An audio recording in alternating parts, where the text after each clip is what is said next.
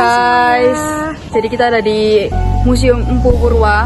Jadi ada untuk masuk kita harus mengisi G-Form. form ini teman-teman. Nanti Iya. setelah kita isi baru kita bisa masuk. Benul.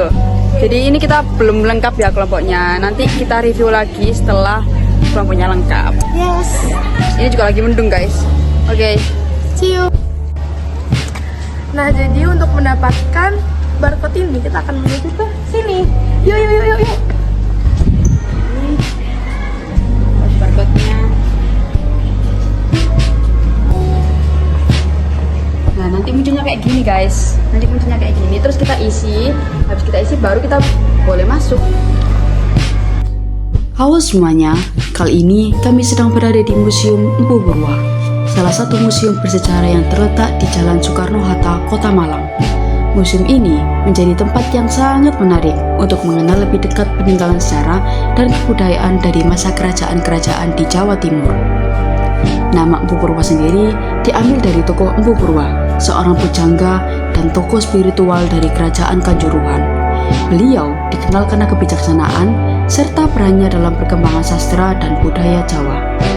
Nama ini dipilih sebagai bentuk penghormatan terhadap nilai-nilai luhur dan warisan budaya yang dijaga hingga saat ini.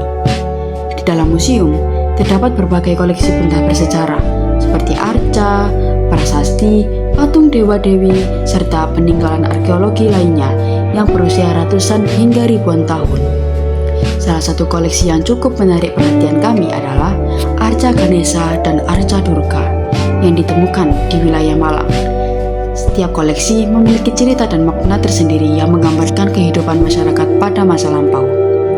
Selain sebagai tempat penyimpanan benda kuno, Museum Empu Purwa juga berfungsi sebagai sarana edukasi.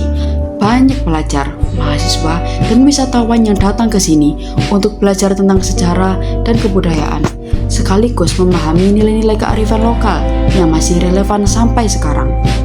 Kunjungan kami ke museum ini memberikan pengalaman berharga. Kami jadi lebih memahami bahwa sejarah bukan hanya tentang masa lalu, tetapi juga tentang bagaimana kita bisa belajar dan menghargai warisan budaya bangsa. Lalu, selain berkeliling dan melihat koleksi di dalam museum, kami juga sempat berbincang dengan salah satu narasumber dari Museum Empu Purwa.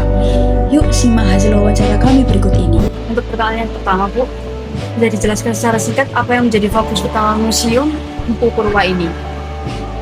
Fokus kami adalah selain menyimpan benda-benda seperti arca dan juga prasasti, kami juga mengedukasi pengunjung museum dari berbagai segmen, dari yang kecil hingga yang sudah lanjut usia untuk mengenal lebih dalam lagi perkembangan sejarah kerajaan Hindu-Buddha yang ada di Indonesia, khususnya ada di area Malang Raya.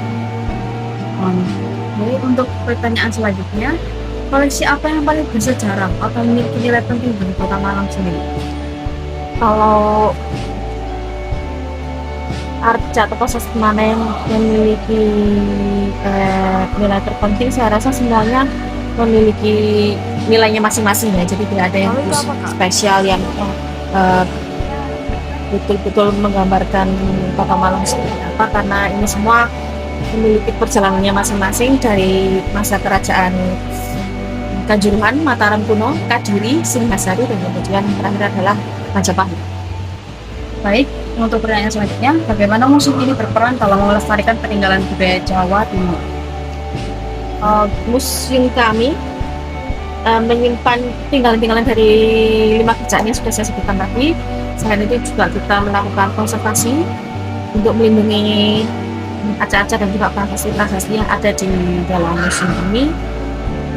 Kemudian kita juga sering mengajak masyarakat untuk bisa berkolaborasi dengan kami dengan mengadakan beberapa kegiatan lomba-lomba, juga bisa diikuti oleh masyarakat Kota Malang atau mungkin bisa dari Malang Raya.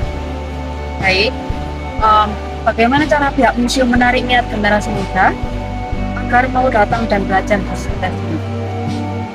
Kalau dari kami sebenarnya cukup terbantu dengan adanya media sosial, karena banyak juga yang meliput kemudian diupload di media sosial pribadi masing-masing. Kemudian dari situ sebetulnya kita juga bisa menarik pengunjung dengan segmen usia remaja hingga dewasa untuk bisa terus membuat karya di sini, kemudian diupload di media sosial. Pertanyaan terakhir, apa harapan pihak museum untuk perkembangan Museum Kupu Purwa ke depannya? Kalau harapan kami sebetulnya cukup tinggi karena museum kami termasuk dalam tipe silva antara tipe B atau tipe C. Kami harap kami bisa melakukan update agar kami bisa mendapatkan dana dari kementerian dan juga APBD yang lebih besar, lebih banyak untuk bisa meningkatkan kualitas dari museum kami dan juga bisa menarik pengunjung lebih banyak lagi.